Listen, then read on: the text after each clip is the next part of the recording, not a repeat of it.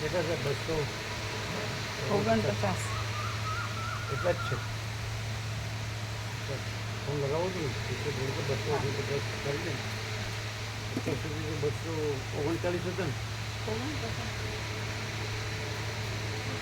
બસ વ્યાપકમાં 249 કરી.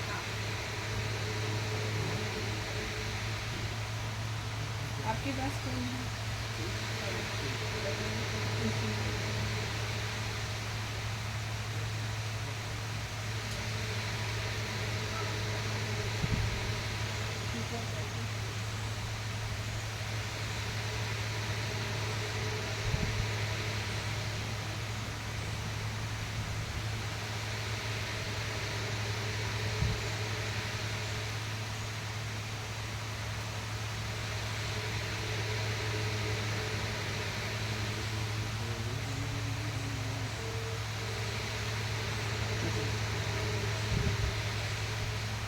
249.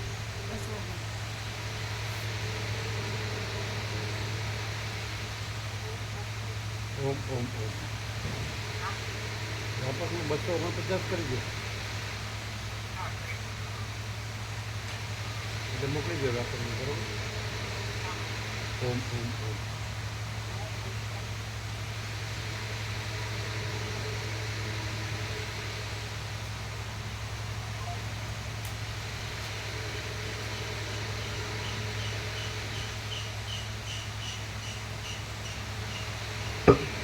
ઓમ બરાબર બરાબર.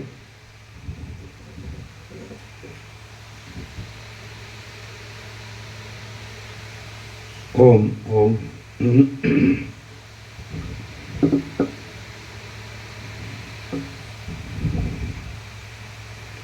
परम चिदाकाश परम ज्योति अखंड ज्योति अनंत पूर्ण परम चिदाकाश परम शांति स्वयं सिद्ध स्वयं प्रकाश स्वयं पूर्ण स्वस्वरूप यही सब कुछ है, इसके सिवा कुछ नहीं है। शून्यवास अनंत कोटि महाकल्पो है ही नहीं। वशिष्ठ राम उत्पत्ति प्रकरण राउंड 39मो राउंड।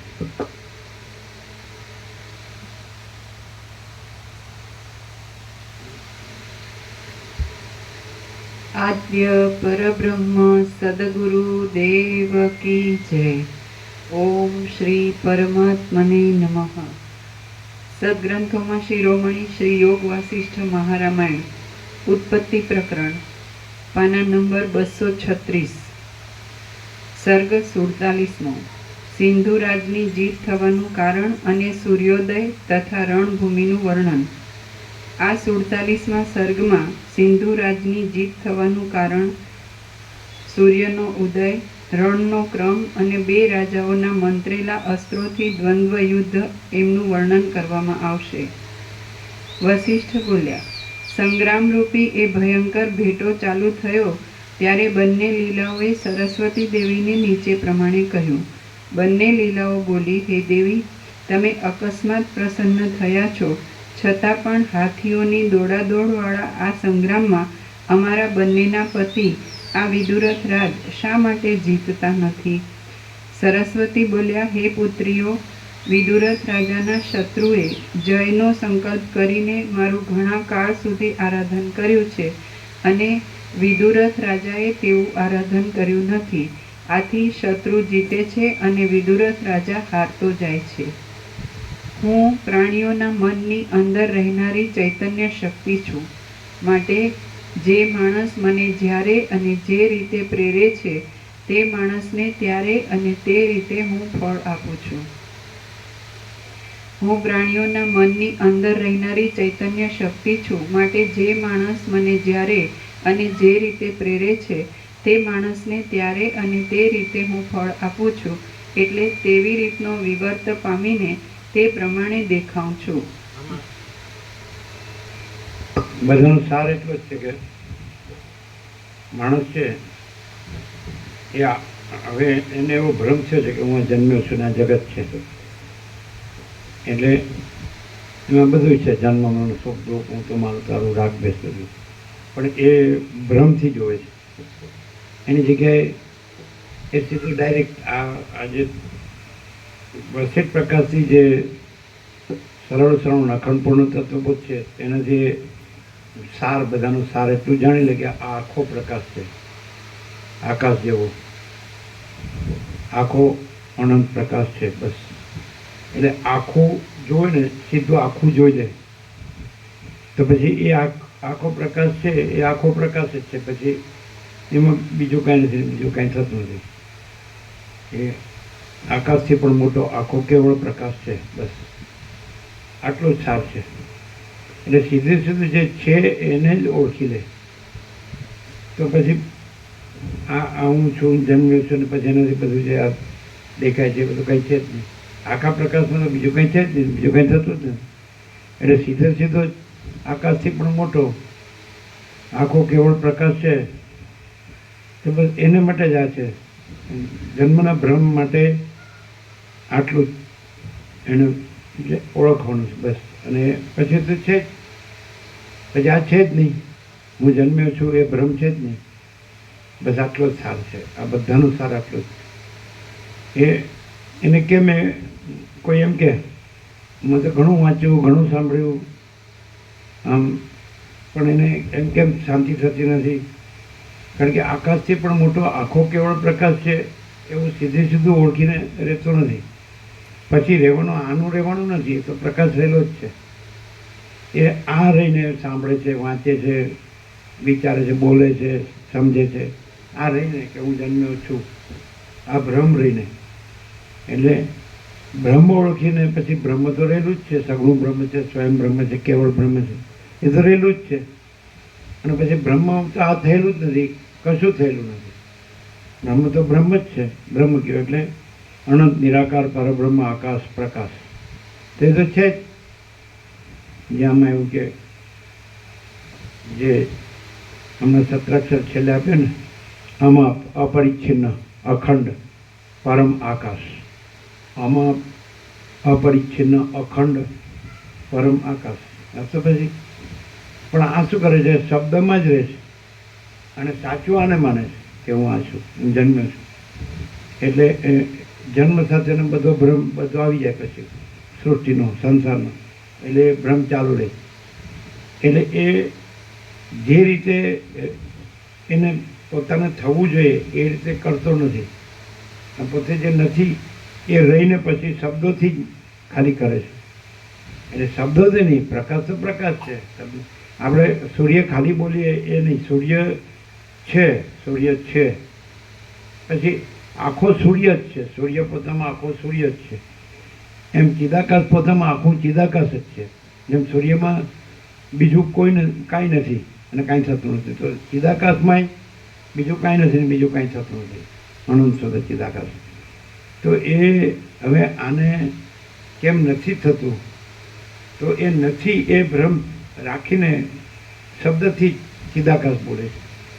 પણ ચિદાકાશ એ અનંત ચૈતન્ય પ્રકાશ, અનંત ચૈતન્ય શાંતિ એ સહજ છે, એ સ્વયં છે, સહજ છે, સર્વત્ર છે, સદા છે, તે છે જ. હવે આમાં એક જ વાત થાય કે ભ્રમ તો રહે છે, જતો નથી. અને પ્રકાશ શબ્દથી તો વાંચીએ, સાંભળીએ, લખીએ, બોલીએ, વિચારીએ, પણ અનુભવ નથી થતો. તો એને કેવી રીતે અનુભવ થાય? તો એ આવી રીતે થાય. કેવી રીતે થાય? ખ્યાલ આવે કે આ બધું છે તો એ અનંત તો ચિદાકાશ જ છે. કેવી રીતે થાય? તો એ ચૈતન્ય પ્રકાશ છે, ચૈતન્ય આકાશ. આકાશથી પણ મોટો આખો કેવળ પ્રકાશ છે, ચૈતન્ય પ્રકાશ છે, અનંત પ્રકાશ છે, જે કહે. તો એ પ્રકાશ આ ભ્રમ સાપેક્ષ નથી ઓળખાતો, તો કેવી રીતે ઓળખાય? એનો જવાબ કે આ બધો જે પ્રકાશ છે આખો, એ પ્રકાશ છે એ જ જ્ઞાન છે. એટલે જ્ઞાનને ઓળખો એટલે એ આખો પ્રકાશ ઓળખ્યો કહેવાય. જેમ આપણે પાણીને ઓળખો એટલે આખો અનંત મહાસાગર ઓળખો કહેવાય. આપણે પ્રકાશને ઓળખો એટલે આખો સૂર્ય ઓળખ્યો કહેવાય, સૂર્યનારાયણ ભગવાન ઓળખ્યા કહેવાય. એમ જ્ઞાન છે, પ્રકાશ છે, એ જ છે, એ જ અનંત સદચિદ આકાશ છે, એ જ્ઞાન છે. માત્ર જે હું આ જન્મ્યો છું એ ભ્રમ ન જોડે અને જે કેવળ જ્ઞાન છે તો એ જ આકાશથી પણ મોટો આખો કેવળ પ્રકાશ છે. પછી એમાં આકાશનો ભ્રમ પણ નથી ને આકાશમાં જે અનંત સૂર્યો કે અનંત બ્રહ્માંડો એ ભ્રમ પણ નથી, એ દ્રશ્ય કે જગત જે કહેતા. એટલે આખો આકાશથી પણ મોટો આખો કેવળ પ્રકાશ છે. કેવળ એટલે પછી પ્રકાશ જ, પછી એ કેવળ જ્ઞાન છે, એ જ કેવળ પ્રકાશ છે. એટલે અહીંયા એને ઓળખવું હોય તો એ પાછું અવૈયક્તિક સાર્વત્રિક જ્ઞાન, અનંત વ્યાપક સમાન પૂર્ણ એકરૂપ જ્ઞાન, અનંત વ્યાપક અવૈયક્તિક સાર્વત્રિક. એટલે આખો આકાશ છે તો એનાથી પણ મોટું એ જ્ઞાન. તો એ જ્ઞાનને ઓળખ્યું એટલે એ જે આપણે અનંત સુધી ચિદાકાશ કહીએ છીએ કે આકાશથી પણ મોટો આખો કેવળ પ્રકાશ છે કહીએ છીએ, એ જે જ્ઞાન, એ પ્રકાશ જ જ્ઞાન, જ્ઞાન જ પ્રકાશ. પણ અહીંયા મિસ્ટેક ન થવી જોઈએ. પછી જ્ઞાન તો જ્ઞાન છે અને એ જ ચૈતન્ય પ્રકાશ છે, એ જ ચિદાકાશ છે. ચિદાકાશ જ ચૈતન્ય પ્રકાશ છે ને ચિદાકાશ જ જ્ઞાન છે. તો પછી હું જન્મ્યો છું એ ભ્રમ એમાં નથી, બસ. તો ત્યાં આગળ એ પૂર્ણ વિરામ આવી જાય, ક્લેરિટી થઈ જાય બધી. હવે આ સાંભળે છે, વર્ષોથી સાંભળે, વર્ષો, પણ હું જન્મ્યો છું એ ભ્રમ છે એને સાચો માને અને જ્ઞાન પછી આવરણમાં રહી જાય છે. હવે જ્ઞાન સાપેક્ષ દ્રષ્ટિએ ઓળખવું તો ઓળખાય, એવી રીતે ઓળખાય કે હું જન્મ્યો છું એ ભ્રમ, તો એ જાણનાર એ જ્ઞાન છે. તો એ અનંત સુધી ચિદાકાશ છે અને એમાં હું જન્મ્યો છું એ ભ્રમ નથી, એમ પણ ડાયરેક્ટ લઈ શકાય. હવે શબ્દથી જ માત્ર રહેતો ન થાય, પણ પ્રેક્ટિકલી ખરેખર જે જાણનાર જ્ઞાન છે અને એ તો ચૈતન્ય પ્રકાશ છે ને, તો અનંત સુધી ચિદાકાશ છે ને, એમાં તો બીજો કોઈ ભ્રમ છે જ નહીં. હું જન્મ્યો છું એટલું જ નહીં, આખા આકાશનો ભ્રમ એ નથી અને આકાશમાં જે અનંત સૂર્યો કે અનંત બ્રહ્માંડો કે આ બધું અનંત સૃષ્ટિ કે દ્રશ્ય કે જે કંઈ કોઈ કલ્પના નથી. તો એ જ્ઞાન છે. તો અહીંથી લેવું હોય તો હું જન્મ્યો છું તો એ જાણનાર જ્ઞાન છે, એ જ અનંત સુધી ચિદાકાશ છે. અને એમાં હું જન્મ્યો છું એટલું જ નહીં, પણ કોઈ ભ્રમ નથી, કોઈ કલ્પના નથી. બહુ સીધું છે. અમારું તો ઇન્ડેક્સ છે ને સહજ છે. એ રીતે અમે રહેલા છીએ અને એ રીતે પ્રકાશ કરીએ છીએ. પ્રકાશ જ છીએ અને પ્રકાશીએ છીએ એ રીતે. તો સમજાય છે દરેકને, પણ એ જાણનાર સુધી જતો નથી અને હું આ છું સુધી રહેશે. એટલે હું આ છું ને જાણનાર જે છે, આ જગત છે એને જાણનાર જે છે, એટલે એને આરોપથી સાક્ષી કીધો છે. પણ એ જે જ્ઞેય જાણવા યોગ્ય એટલે વિષય, સબ્જેક્ટ અને ઓબ્જેક્ટ, તો જાણવા યોગ્ય નથી. એટલે જાણનાર સાક્ષી એ આરોપ પણ નથી. અને પછી અખંડ છે પ્રકાશ, એ રીતે અખંડિત, જેમાં અખંડિત વસ્તુ એવો શબ્દ આવે છે, એ અખંડ ચૈતન્ય એવો શબ્દ પણ આવે, એ અખંડ બ્રહ્મ શબ્દ પણ આવે. બહુ સીધું, બહુ અમને તો સીધું જ લાગે. આ અમે નથી અને જાણનાર અમે છીએ. પછી એમાં આ નથી, એમાં બધું નથી. તો એ જાણનારા બધાથી મોટો છે અને એમાં આ બધું નથી. અને એ જાણનાર છે પછી એનું જાણનારપણું પણ નથી, સાક્ષીપણું. સાક્ષ્ય નથી, જે જણાય છે આખું એ નથી.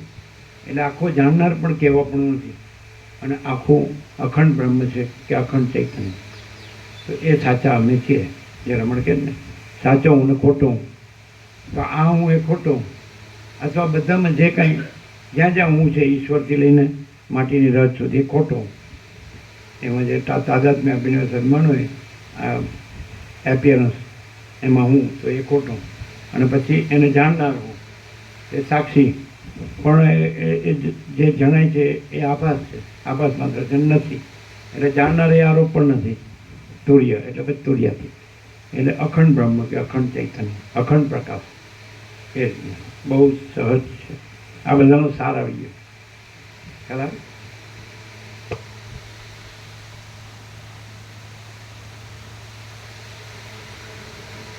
એટલે કાંઈ બાકી કે બધું આવી ગયું?